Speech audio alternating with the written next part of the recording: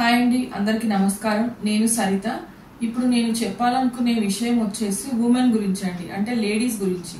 అంటే లేడీస్ వాళ్ళ హెల్త్ గురించి ఎలా కేర్ తీసుకుంటారు, లేకపోతే అసలు ఫ్యామిలీ గురించి ఎలా ఫస్ట్ నుంచి ఫ్యామిలీ కోసం చేసి ఎలా అయితే వాళ్ళ హెల్త్ ని నెగ్లెక్ట్ చేసుకొని తర్వాత ఆఫ్టర్ మెనోపాజ్ ఎలా అయితే ఇబ్బందులు పడుతున్నారో వాళ్ళ గురించి నేను ఒక వీడియో చేయాలనుకున్నాను.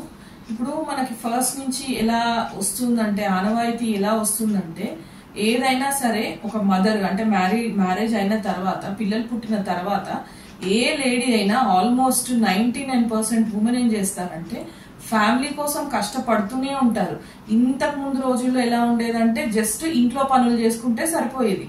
కానీ ఇప్పుడు మనకు పెరిగిన మన వే ఆఫ్ లైఫ్ స్టైల్ ఎలా ఉందంటే చాలా కాస్ట్లీ అయిపోయింది. కాబట్టి ఇప్పుడు వైఫ్ అండ్ హస్బెండ్స్ ఇద్దరు జాబ్ చేస్తేనే కానీ మనం అనుకున్న కళలు కానీ, మనం నెరవేర్చుకోవాలనుకున్న మన డ్రీమ్స్ కానీ అవి నెరవేరట్లేవు. ఎందుకంటే ఇవాళ రేపు చాలా మంది ఆ ఖర్చులకు భయపడి, ఇంతకుముందు 3-4 పిల్లల నుంచి అది 2కి వచ్చేసింది, 2 నుంచి ఇప్పుడు 1కి వచ్చేసింది. ఏంటంటే క్వాలిటీ ఆఫ్ లైఫ్ ఉండాలి కాబట్టి కనీసం ఒక పిల్లతోనే ఆపేస్తేనన్నా మనం అనుకున్నవన్నీ చేయొచ్చు, అట్లా ఆపేస్తున్నారు. సో ఒక్కరున్నా ఇద్దరున్నా ఎంతమంది ఉన్నా లేడీస్ కి పని అయితే తప్పదు. అంటే జెంట్స్ పని చేయరని కాదు, జెంట్స్ పని చేస్తారు. కాకపోతే ఏంటంటే వాళ్ళకి ఒక స్పెసిఫైడ్ టైమింగ్స్ ఉంటాయి, కొన్ని స్పెసిఫైడ్ డేస్ ఉంటాయి, వాళ్ళకి హాలిడేస్ ఉంటాయి. సో వాళ్ళు చేసుకునేది వాళ్ళు చేస్తారు ఫ్యామిలీ కోసం. కానీ లేడీస్ దగ్గరకు వచ్చేసరికి ఏమవుతుందంటే వీళ్ళకి ఒక పని సమయాలని కానీ లేకపోతే హాలిడేస్ అని కానీ అట్లా ఏమి ఉండవు. 365 డేస్ చేయాల్సిందే, అది అందరికీ తెలిసిన విషయమే. కానీ ఈ ప్రాసెస్ లో ఏమవుతుందంటే ఇంతకు ముందులాగా ఫుడ్ ఇప్పుడు లేదు. అంత కల్తీ ఫుడ్ వచ్చేసింది, అంత మొత్తము ఇదైపోతుంది, అంత కల్తీ చేసేస్తున్నారు ఫుడ్ ని. ప్లస్ ఇంతకు ముందులాగా మనకు ఒంటి మీద డి విటమిన్ అనేది మనకు అసలు రావట్లేదు. ఎందుకంటే అసలు మనం కంప్లీట్ గా ఎండలో తిరగడం గానీ, ఎండలో నడవడం గానీ, ఎండలో కూర్చోవడం గానీ మానేసాం. అయితే ఇల్లు, లేకపోతే కారు, లేకపోతే క్యాబ్, అట్లా ఇంటి ముందు ఎక్కితే ఆఫీస్ లో దిగడం, అక్కడ ఎక్కితే ఇంటి ముంగట దిగడం. ప్లస్ ఏంటైనా నడక అనేది తగ్గిపోయింది.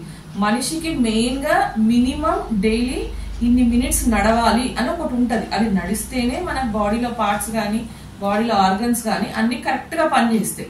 దానికి మెయిన్ రీజన్ ఏంటి? మన పనులు మనం కరెక్ట్ గా చేసుకోవాలంటే రీజన్ ఏంటి? మనకు బాడీ స్ట్రాంగ్ ఉండాలి, అంటే బోన్స్ స్ట్రాంగ్ ఉండాలి. సో అసలు మనకి ఎండ ఒంటి మీద పడనప్పుడు, డి విటమిన్ అనేది రానప్పుడు మీరు ఎంత కాల్షియం ఉన్న ఫుడ్ తీసుకున్నా, లేకపోతే మీరు ఎంత విటమిన్స్ ఉన్న, మినరల్స్ ఉన్న ఫుడ్ తీసుకున్నా అది వేస్ట్. ప్లస్ అసలు అది మీకు అబ్జర్వ్ చేసుకోదు బాడీ. ఆఫ్టర్ 30-35 తర్వాత ఇంతకు ముందులాగా నార్మల్ డెలివరీస్ కూడా అవ్వట్లేదు. ఎందుకంటే అప్పట్లో అందరు కింద కూర్చొని పనులు చేసుకునే వాళ్ళు, కింద పడుకునే వాళ్ళు, కింద వండే వాళ్ళు, కింద కూర్చొని తినేవాళ్ళు. సో వాళ్ళకి ఆ మూమెంట్ అనేది బాగుండడం వల్ల నార్మల్ డెలివరీస్ అనేవి ఈజీగా అయ్యేవి. ఇప్పుడు అట్లా అవ్వట్లేవు, అందరికీ సిజేరియన్స్ అవ్వడం వల్ల ఏమవుతుందంటే మనము కేర్ తీసుకోలేము. ఎందుకంటే స్టిచెస్ ఉంటాయి, పెయిన్ ఉంటది. కాబట్టి మనం జస్ట్ ఉంటాం కానీ ఎక్సర్సైజెస్ చేసుకోవడం కానీ, యోగాసనాలు చేసుకోవడం కానీ అవి రావు, చాలా ఇబ్బంది పడతాయి ఆ స్టిచెస్ అనేవి. సో దానివల్ల ప్లస్ పెరిగిపోయిన వెయిట్ అనేది తగ్గలేము. ఎందుకంటే మనకి ఏది చేయాలన్నా మనకి సిజేరియన్స్ అయినప్పుడు బ్యాక్ బోన్ కి మనకి ఇంజెక్షన్స్ ఇస్తారు కాబట్టి ఆ పెయిన్ వస్తూ ఉంటది, చాలా మందికి వస్తుంది ఆ పెయిన్. సో దానివల్ల మనం సరిగ్గా ఎక్సర్సైజెస్ చేసుకోలేము. ప్లస్ పొద్దున్న లేచినప్పటి నుంచి రాత్రి వరకు ఇంట్లో పని, ఆఫీస్ లో పని, పిల్లల్ని చూసుకోవడం, ఇదే సరిపోతుంది. ఇలా స్టార్ట్ అయ్యి ఒక 35 ఇయర్స్ రాగానే లేడీస్ కి ఏమవుతుందంటే చాలా బలహీన పడిపోతున్నారు, బోన్స్ అనేవి చాలా వీక్ అయిపోతున్నాయి. అయినా కూడా మనం ఏం చేస్తాము, మనం ఎట్లాంటి కేర్ తీసుకోము. మనం ఏమనుకుంటాం, జనరల్ గా లేడీస్ మెంటాలిటీ ఎలా ఉంటదంటే నడుస్తుందిలేండి, ఏం కాదు, నడవనియండి, 4 రోజులు నడుస్తుంది అనుకుంటాము. ప్లస్ ఇవాళ రేపు ఎలా తయారయ్యారంటే పిల్లలైనా ఇంట్లో వాళ్ళైనా ఇట్లా కాలు నొప్పి లేస్తుంది, చెయ్యి నొప్పి లేస్తుంది, ఎప్పుడు ఏదో ఒక నొప్పి లేస్తూనే ఉంటదా నీకు? అసలు ఈ రోజు ఈ నొప్పి లేదు, ఆ రోజు ఆ నొప్పి లేదు అని నీకు ఎప్పుడు ఉండదా? రోజుకు ఒక కొత్త నొప్పి అని చెప్తుంటావు అని మనల్ని హేళన చేస్తున్నారు, ఇన్సల్ట్ చేస్తున్నారు. దాంతో ఈ లేడీస్ ఏం చేస్తారంటే మనం చెప్పడం మానేస్తున్నాం. హస్బెండ్ కైనా, పిల్లలకైనా, ఎవరికైనా ఒక వర్క్ అనేది ఇంత వర్క్ అని ఒక అలాట్ అయి ఉంటది. ఇప్పుడు హస్బెండ్ ఉన్నారనుకోండి, తను ఒక మంచి పొజిషన్లు ఉన్నారనుకోండి, తను ఒక మేనేజర్ అనుకోండి, మేనేజరియల్ వర్కే చేస్తాడు. తను ఒక క్లర్క్ అనుకోండి, క్లరికల్ వర్కే చేస్తాడు. క్లర్క్ వెళ్ళి మేనేజర్ వర్క్ చేయరు కదా, మేనేజర్ వర్క్ చేయరు కదా. సో వాళ్ళకి ఒక లిమిటేషన్స్ ఉంటాయి, నీ వర్క్ ఇది మాత్రమే చేయాలి.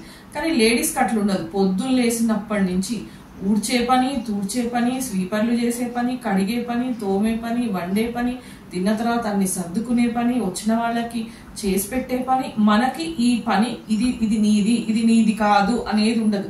ఒక పెద్ద లిస్టే ఉంటుంది అనమాట. ఆ లిస్ట్ చదువుకుంటా పోతే ఎన్ని రోజులైనా మనకు ఆ లిస్ట్ అనేది అయిపోదు. అసలు అంత పని ఉంటుంది ఒక మనిషి మీద. అంత పని పడిన తర్వాత ప్లస్ చాలా మందికి ఏమైందంటే ఒక ఏజ్ వచ్చిన తర్వాత ఆకలి అనేది చచ్చిపోతుంది. లేడీస్ కి మెయిన్ గా తినరు, ప్లస్ ఎక్కడ వాళ్ళు వచ్చేస్తుందో అని భయం. సో ఇవన్నీ తీసుకొని ఏమైతే అంటే వాళ్ళకి రకరకాల పెయిన్స్ వస్తాయి. నేను ఇదంతా మీకు ఎందుకు చెప్తున్నా అంటే బ్యాక్గ్రౌండ్ వర్క్ మనకు అస్సలు ప్రాబ్లం ఇక్కడి నుంచి స్టార్ట్ అవుతుంది.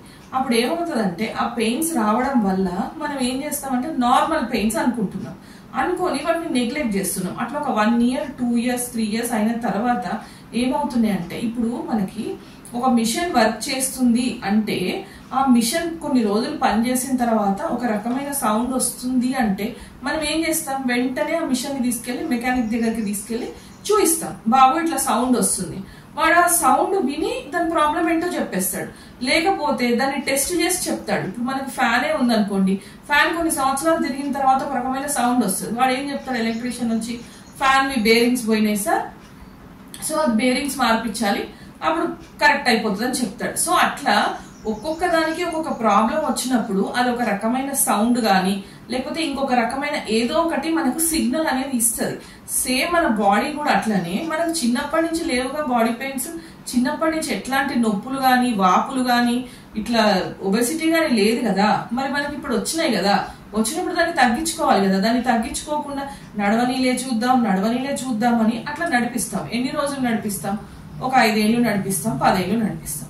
దాని తర్వాత ఏమవుతుంది, నీకు బాడీ అంత సిగ్నల్ ఇచ్చిన తర్వాత కూడా అది కామన్. నేను పనులు చేయొద్దు అంటలేను, పనులు మానుకోండి అంటలేను. కాకపోతే మన పిల్లలకి కొంచెం జ్వరం వస్తేనే మనం పరిగెత్తుకొని వెళ్తాం, హస్బెండ్ కి ఏమన్నా అయిందంటేనే విలవిలలాడిపోతాం.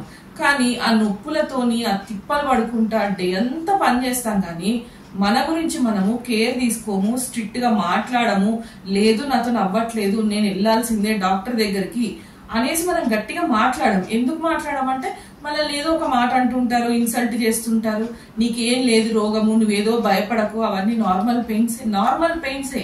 ఎంతవరకు నార్మల్ పెయిన్స్, ఒక రోజు వచ్చి ఆగిపోయి 2 రోజులు వచ్చి ఆగిపోతే నార్మల్ పెయిన్స్. రోజుల తరబడి, నెలల తరబడి, సంవత్సరాల తరబడి అవి వస్తున్నాయంటే అవి నార్మల్ పెయిన్స్ ఎందుకు అవుతాయి అంటే నీకు సంబంధించి ఆ బాడీ పార్ట్ కి సంబంధించి ఏదో ఇబ్బంది అవుతుంది. నీకు బాడీ నీకు సిగ్నల్ ఇస్తుంది, దీన్ని రిపేర్ చేసుకో అని, కానీ నువ్వు దాన్ని పట్టించుకుంటలేదు. సడన్ గా ఒక రోజు ఏమవుతుంది, సడన్ గా ఏదైనా సీరియస్ ప్రాబ్లం వస్తుంది. ఆ సీరియస్ ప్రాబ్లం వచ్చినప్పుడు చాలా ఇబ్బంది పడాల్సి వస్తుంది. అప్పుడు భరించాల్సింది, బాధపడాల్సింది మనమే. సరే డబ్బు అనుకోండి, ఇన్సూరెన్స్ ద్వారానో ఏదో అప్పో సొప్పో చేస్తారు, తీసుకొస్తారు. కానీ కొన్ని భరించలేని హెల్త్ ఇష్యూస్ వస్తాయి, భరించలేని ప్రాబ్లమ్స్. అట్లాంటి ప్రాబ్లమ్స్ వచ్చినప్పుడు ఏమనిపిస్తుంది అంటే దేవుడా ఈ నరకం భరించడం కంటే చచ్చిపోవడం బెటర్ అనిపిస్తుంది. అట్లాంటి హెల్త్ ఇష్యూస్ కూడా వస్తాయి. సో అట్లాంటివన్నీ జరగకుండా, లేదు నార్మల్ గా ఉండి బెడ్ రిడన్ అయ్యారనుకోండి, అప్పుడు ఇంకెంత ప్రాబ్లమ్స్ వస్తాయి. లేదు బెడ్ రిడన్ అవ్వలేదు, చచ్చిపోలేదు, ఉన్నాం, కానీ ఉన్నామంటే ఉన్నాం, మన పనులు ఏవి మనం చేసుకోలేము, నడవలేము ఫాస్ట్ గా, ఇంతకు ముందులాగా అసలు ఓపిక ఉండదు, నీరసంగా ఉంటాం, పేషెంట్ లాగా ఉంటాం. అప్పుడేమంటారు, నీకు అన్ని ఒకరు చేసి పెట్టాలి, నువ్వు ఇది తెచ్చుకున్నావు, ముందే చెప్తే ఏమవుతుండే, ఇంత అయ్యే వరకు ఎందుకు చూసినావు, మేమేదో చిన్నది అనుకున్నాం, మాకేం తెలుస్తుంది నీ లోపల ఎంత ప్రాబ్లం అవుతుందో, మాకు చెప్పవా చెయ్యవా అని. అప్పుడు పిల్లలు విసుక్కుంటారు, ఇంట్లో ఉన్న వాళ్ళు విసుక్కుంటారు. అప్పుడు ఏమవుతుంది అంటే మనం ఒకరికి బర్డెన్ అయిపోతాం. మనం ఇన్ని సంవత్సరాలు ఎంత చేసినా దానికి చేసినావు అని మనకు ఎన్నడూ సర్టిఫికెట్ రాదు.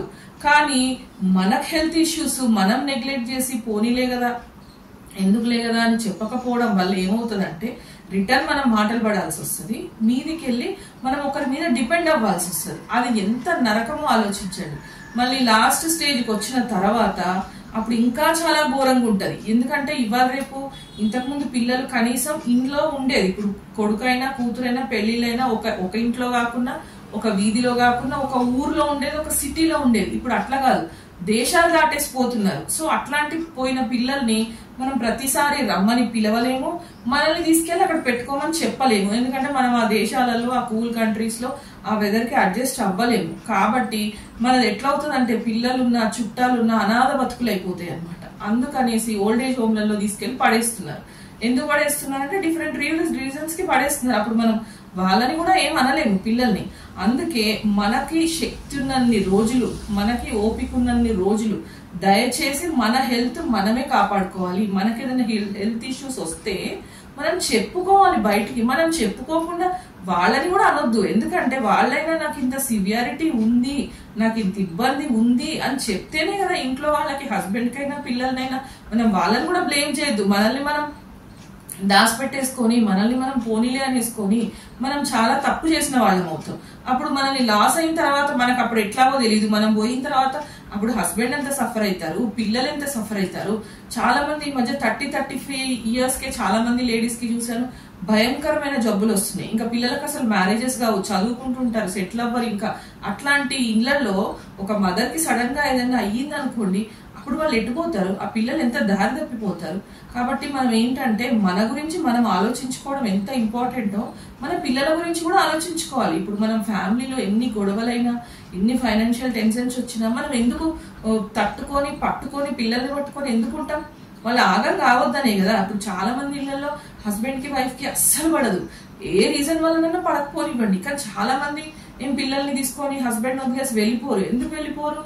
పిల్లల కోసం ఉంటారు. మరి పిల్లల కోసం ఉన్నదానికి, మరి పిల్లల కోసం లైఫ్ లాంగ్ వాళ్ళు సెటిల్ అయ్యి వాళ్ళకి పెళ్లిళ్ళు అయ్యి వాళ్ళకి పిల్లలు పుట్టేదాకా మన సహాయం, వాళ్ళకి చాలా, మన సపోర్ట్ చాలా అవసరం. కాబట్టి మనం హాఫ్ లైఫ్ మన కోసం బతికితే హాఫ్ లైఫ్ పిల్లల కోసం బతకాలి. కాబట్టి దయచేసి ఈ నా మెసేజ్ ని అర్థం చేసుకోండి. ఎలాంటి చిన్న ప్రాబ్లమ్స్ ఉన్నా కొన్ని రోజులు చూసి అబ్జర్వ్ చేసి ఇవి చిన్నవి కాదు, ఇవి పెద్దగా అవుతున్నాయి, వీటిని మనము మన ఇంట్లో వాళ్ళకన్నా చెప్పాలి. మనం ఏం వీధిలో వాళ్ళకి పోయి చెప్పాం కదా, మన ఇంట్లో వాళ్ళకే చెప్పాలి. కొన్ని రోజులు గమనించిన తర్వాత నాకు ఇట్లా అవుతుంది, నాకు ఇట్లా అవుతుంది, నన్ను తీసుకెళ్ళండి, చూయించండి. ఏదైనా ప్రైమరీ స్టేజ్ లో ఉంటే, ప్రిలిమినరీ స్టేజ్ లో ఉంటేనే మనకి మెడిసిన్స్ ఉంటుంది, దానికి క్యూర్ అనేది తొందరగా ఉంటుంది. ఒకసారి చేయి దాటిపోయిన తర్వాత అప్పుడు మీరు మీ హస్బెండ్ కి ప్రతి ఒక్కటి, ఇప్పుడు జనరల్ గా మన ఇళ్లలో ఏంటంటే ప్రతి ఒక్కటి హస్బెండ్ అడిగితే మనం తీసుకెళ్లి చేతికి అందివ్వడం అలవాటు.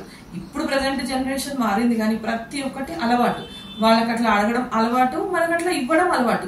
మనం ఏం దానికి ఫీల్ కాము. కానీ అట్లా ఒక మనిషి మన మీద అంత డిపెండ్ అయినప్పుడు సడన్ గా మనం దూరం అయిపోయినాం అనుకోండి, ఆ మనిషి ఎట్టిపోతాడు, ఆ మనిషి ఏమైపోతాడు. పిల్లలకి అన్ని చెప్పుకోలేరు కదా, ఏ తండ్రి కూడా భార్యతోని పంచుకోలేరు కదా. సో అట్లా మనం తప్పు ఎప్పుడు పక్క వాళ్ళది అనొద్దు, పక్క వాళ్ళ మీద పడేయొద్దు. మనది మనమేంటో చూసుకోవాలి. అట్లా చూసుకోండి. మన హెల్త్ గురించి మనమే ఆలోచించుకోవాలి. ప్రతి లేడీస్ వాకింగ్ చేయండి, ఎండలో కూర్చోండి, బోన్స్ స్ట్రాంగ్ చేసుకోండి. ఇప్పుడు 80-90 ఏళ్లకు రోగాలు వచ్చినాయి, లేకపోతే 70 ఏళ్లకు వచ్చినాయి అంటే ఓకే. గానీ 35-40s నుంచే రోగాలు తెచ్చుకొని ఇప్పుడు మనం తెచ్చుకోవాల్సిన పని లేదు, అవే వచ్చేస్తాయి. ఎందుకంటే బయట కండిషన్స్ అట్లున్నాయి, బయట పొల్యూషన్ అట్లుంది, ఫుడ్ అట్లుంది, నిద్ర హ్యాబిట్స్ అట్లున్నాయి, మన లైఫ్ స్టైల్ అట్లుంది. కాబట్టి 30-35 ఏళ్ల నుంచే మనం తెచ్చుకోకుండా అవే వచ్చేస్తాయి. సో ఆ వచ్చిన వాటిని మనం ఎట్లా దూరం పెట్టాలి, అవి రాకుండా ఉండాలంటే ఏం చేయాలి అనేది మెయిన్ గా మన మీద డిపెండ్ అయి ఉంటది. కాబట్టి మీరు దయచేసి ఇట్లాంటి వాటిని నెగ్లెక్ట్ చేయకుండా మీరు చూసుకోండి. మీ ఫ్యామిలీతో హ్యాపీగా ఉండండి. ఇదే నాకు కావాలి. ఎందుకంటే ప్రతి లేడీ హ్యాపీగా ఉండాలి. ఇంట్లో చాలా మంది ఇళ్లలో నేను చూస్తాను లేడీస్ హ్యాపీగా ఉండరు. సో అట్లా కాకుండా హ్యాపీగా ఉండాలంటే మన హెల్త్ బాగుండాలి. సో మన హెల్త్ మనమే రిపేర్ చేసుకోవాలి ఏ ప్రాబ్లం వచ్చినా. సో ఇది వీడియో మీకు అర్థమైంది అనుకుంటున్నాను, నేను ఏం చెప్పాలనుకుంటున్నానో.